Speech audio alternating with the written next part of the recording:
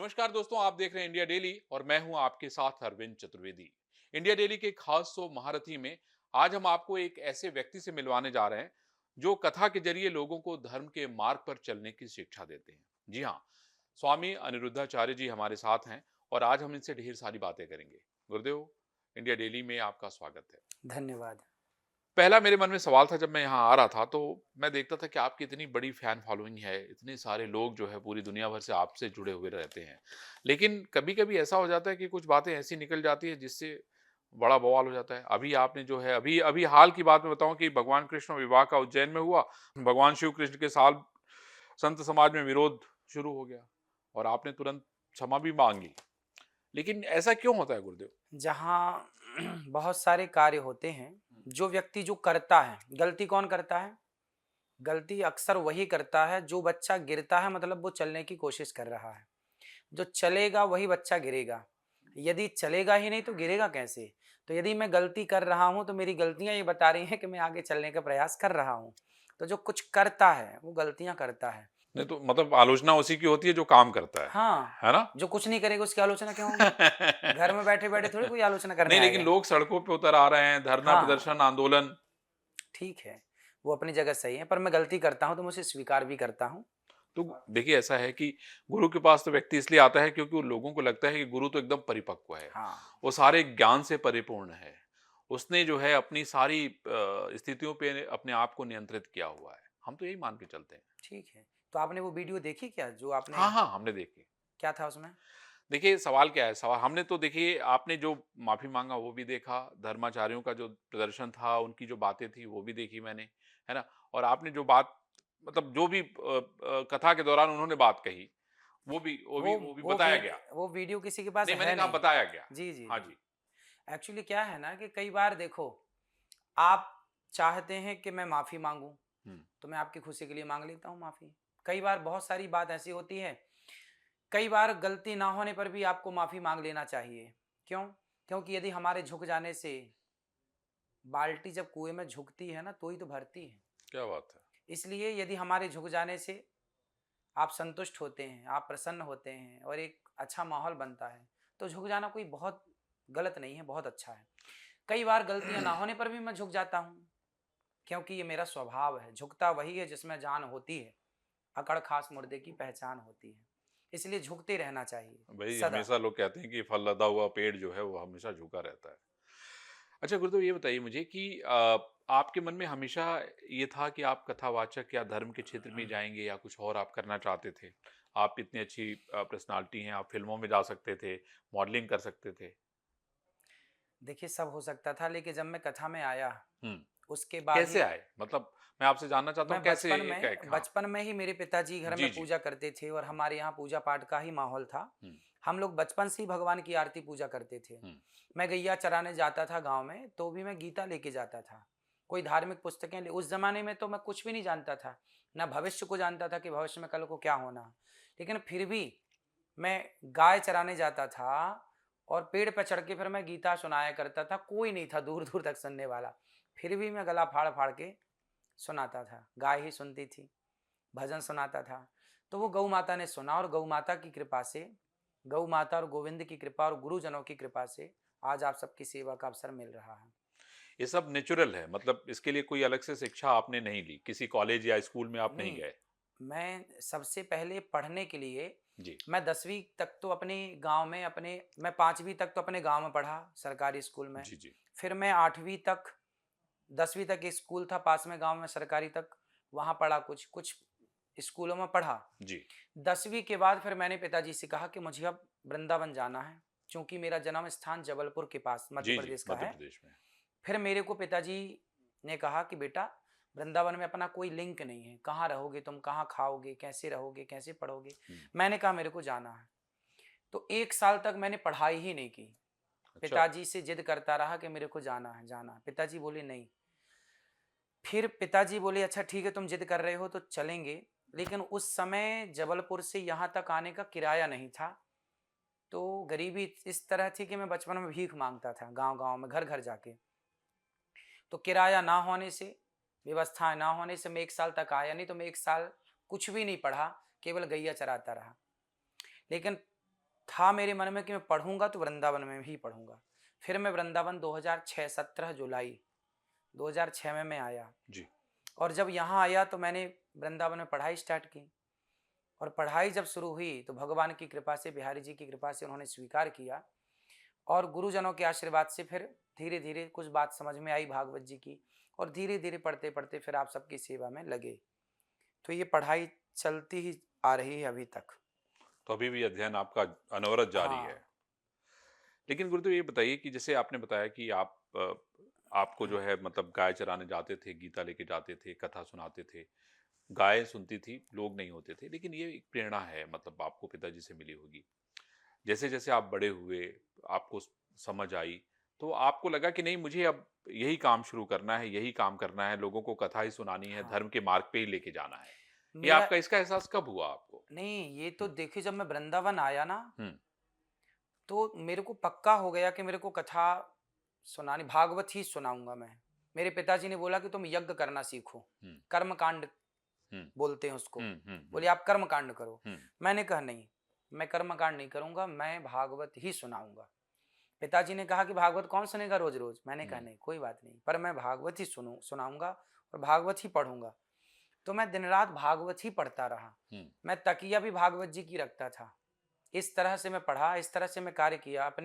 मैंने जो काम आज तक किया, उसे बहुत लगन से किया। सबसे बड़ी बात ये है कि आप जो करते हैं ना, उससे प्यार करिए। मैं भागवत जी से इतना प्यार करता हूँ आज भी हुँ, और तब तो बच्चा था, कुछ समझ नहीं थी। लेकिन मैं तकिया भागवत जी की रखता था। नीचे भागवत जी, ऊपर भागवत जी, भीतर भागवत जी, बाहर भागवत जी, सब जगह। जागूँ तो भागवत जी, सोऊँ तो भागवत जी। मतलब अपने आप को आपने पूरी तरीके से समर्पित कर दिया। तो फिर भागवत जी ने हमें स्वीकार किया। जब हम ग्रंथ को स्वीकार करते हैं, ग्रंथ में श्रद्धा रखते हैं जी, जी। और ग्रंथ जब हमारी शरणागति देखता है, तो ग्रंथ भी हमें स्वीकार करते हैं। हमारे वेद जागृत हैं, हमारे पुराण जागृत हैं। कोई केवल लिखे काला अक्षर नहीं है, जी। वो जागृत हैं। प्रत्यक्षः कृष्ण एव ही, साक्षात श्री कृष्ण ही भागवत हैं। तो उन्होंने मुझे फिर स्वीकार किया और फिर भागवत जी के कुछ अक्षर पढ़े, उसके बाद फिर कथा शुरू की और मेरा एक ही लक्ष्य था भागवत सुनाना, दूसरा कोई था ही नहीं। दूसरा लक्ष्य तो होता तो मैं पहली भटक जाता। गुरुदेव इतनी चर्चा कैसे शुरू हो गई? मतलब आप इतने बड़े संत, महात्मा दुनिया भर में मैं देखता हूँ गजब की फैन फॉलोइंग है। महिलाएँ तो आपके लिए मतलब कितने घंटों-घंटों खड़ी रहती हैं। कुछ भी सवाल पूछती हैं, आप उसका जवाब भी देते हैं, रास्ता बताते हैं। रास्ता देखिए ऐसा है ना कि लोग बहुत सारे प्रश्नों से उलझे रहते हैं। जी। ईश्वर है तो दिखता क्यों नहीं? हुँ, हुँ, और शंख क्यों बजाते हैं? घंटी क्यों बजाते हैं? हुँ, ये क्यों करते हैं? हुँ, वो ये सामान्य क्वेश्चन है। हुँ, इनका उत्तर उन्हें देने वाला कोई था नहीं। अब कहाँ जाएँ, बड़े-बड़े संतों के पास जाएँ तो वो किस तरह बात करें? हुँ, उन्हें संकोच लगता था। हुँ, पर यहाँ फिर क्या हुआ, उन्हें खुला मंच मिला हुँ, कि आप निःसंकोच आइए, हुँ, अपनी बात रखिए, हम आपसे जो बनेगा। मैं सर्वज्ञ हूँ ऐसा नहीं है, हुँ, मैं सब कुछ जानता हूँ ऐसा नहीं है। जो हुँ, जानता हूँ, हुँ, जो मुझे आता है, हुँ। वो मैं आपका उत्तर देकर आपकी सेवा करूँगा। तो इस तरह से लोग आते हैं और अपने प्रश्न रखते हैं और जो बनता है, आपको आनंद भी आता है उसमें। अच्छा है। इसी बहाने लोगों को ज्ञान भी मिल जाता है, थोड़ा हँस लेते हैं। अच्छा गुरुदेव ये बताइए कि जब आपको गीता, धर्म, कृष्ण इन सारे में जब आप रम गए, तो गृहस्थ जीवन में कैसे चले गए आप? आप क्योंकि उसका उसका कैसे संयोग बन गया? क्योंकि हमारे यहाँ पे आध्यात्म का मतलब ये नहीं है कि आप गृहस्थ ना हो। वशिष्ठ जी राम के गुरु हैं, हुँ, वो भी गृहस्थ हैं। माता अरुंधति उनकी पत्नी है। भगवान राम गृहस्थ हैं, माता सीता उनकी पत्नी है।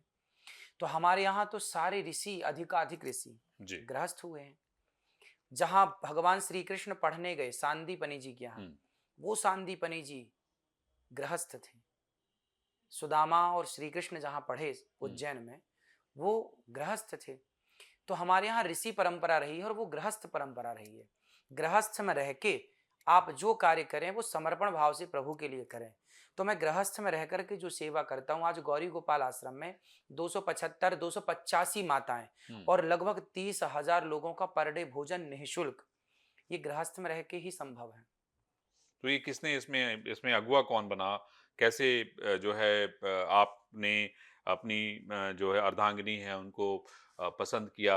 क्योंकि मैं तो कुछ कुछ पता किसी को है नहीं। तो मैंने कहा कि मैं तो ये सवाल पूछूंगा गुरुदेव से। तो हम लोगों का तो माता-पिता की राजी मर्जी से विवाह हुआ। अच्छा, जो परंपरा थी वही परंपरा को फॉलो किया गया है। अच्छा उसी को फॉलो हाँ, आपने किया और बिल्कुल। पिताजी ने जो तय कर दिया आपने उसको हाँ, मान लिया। माताजी ने, पिताजी ने जो देखा, जो तय किया, जो उन्होंने कहा उन्हीं के रास्ते पर चले और विवाह हुआ। और हमारी पत्नी के आने के बाद जैसे कहते हैं ना घर में लक्ष्मी आती है, हुँ। तो सब बरकत होती है। हुँ, उसी तरह जब हमारी पत्नी आई तो निश्चित ही उनके आने से एक नया हुँ। एक नया रास्ता दिखा। बिल्कुल, बिल्कुल। तो ये कहते हैं वो बहुत अच्छा भजन गाती हैं। हाँ, जो भी है भगवान का प्रसाद है, उनके पास भी जो गाती हैं। आप लोग पसंद करते हैं, हुँ। यही कृपा है। अच्छा गुरुदेव, अभी मैं देख रहा हूँ कि क्या बोलते हैं आपके फॉलोवर जो है बहुत हो गए हैं, मिलियन और वो विलियन की तरफ बढ़ रहे हैं। तो ये सारी चीज़ें, ये टेक्नीक, इतनी सारी आपने चीज़ें जो अब हो रही हैं जिससे आपकी लोकप्रियता लगातार बढ़ रही है। तो ये सारी चीज़ें कैसे ऑर्गेनाइज़ किया आपने? लोगों के मन में ये सवाल होता होगा कि भई गुरुदेव तो कल आए हैं और आज दुनिया भर में उनका नाम हो रहा है, डंका बज रहा है। हैं? दुनिया भर के जो फॉलोअर्स हैं वो भारत आना चाहते हैं, आपसे मिलना चाहते हैं, आपसे सवाल करना चाहते हैं, आपके साथ पिक्चर खिंचाना चाहते हैं, है ना?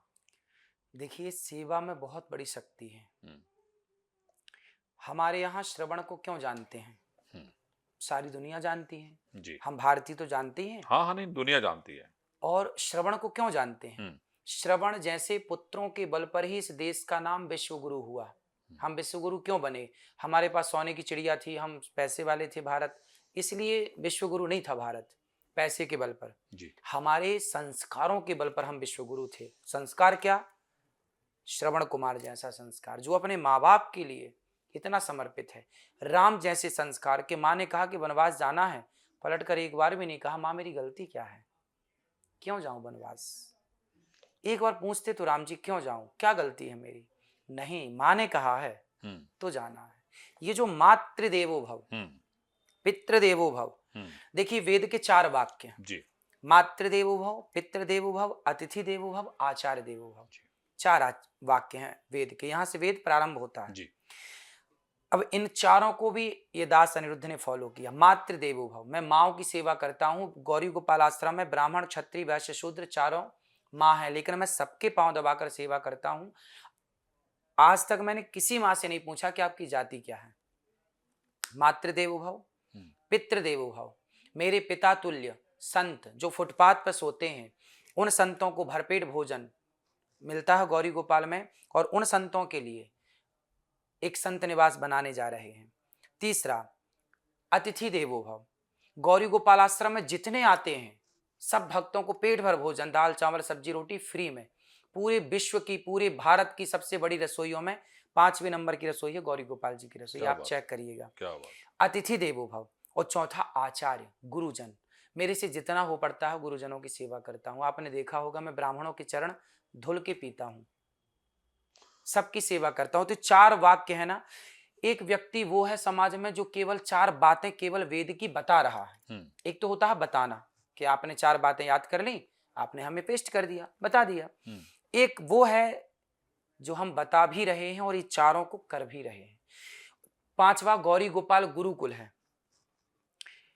आज मेरी आयु 33 साल की है। जी, इस 33 वर्ष में 150 बच्चे गौरी गोपाल गुरुकुल में निःशुल्क पढ़ना लिखना खाना पीना पुस्तक कॉफी किताब सब फ्री। 150 बच्चे जिनके माँ बाप असमर्थ हैं, गरीब परिवार के सारे बच्चे गौरी गोपाल गुरुकुल में रहते हैं और बच्चे पढ़ते हैं। तो ये सारी सेवाएं जब लोग देखते हैं, आप देखते हैं, तो आपको लगता है कि हाँ, हमें इन सेवाओं से जुड़ना चाहिए। इसलिए इन सेवाओं, मेरी कोई उपलब्धि नहीं है, मेरी कोई पहचान नहीं है, मेरी कोई ख्याति नहीं है, पहचान है सेवाओं की। मुझे कौन जानता है? यदि मैं सेवा ना करूं तो मुझे कौन जानता है? तो मेरे पीछे जानने वाले जो हैं वो केवल सेवा को फॉलो करते हैं, सेवा को प्यार करते हैं। तो बस ये सेवा इन हाथों से हो रही है तो लोग आते हैं दर्शन। उसी उसी का सुख है। ये सेवा इसलिए कहते हैं करोगे सेवा, पुरानी कहावत है, जी, करोगे सेवा तो मिलेगी मेवा, एकदम सही कहा है आपने। ना? तो जो सेवा करेगा मेवा मिलेगी। गुरुदेव मेरे मन में एक और सवाल है, भी रिपोर्ट्स बहुत सारी आप भी पढ़ते होंगे, मैं भी आपसे पूछना चाहता हूँ कि लगातार हिंदुओं की आबादी कम हो रही है, इसको हम्म। लेके बड़ी चर्चा चल रही है और ये भी कहा जा रहा है कि मुसलमानों की आबादी लगातार बढ़ रही है।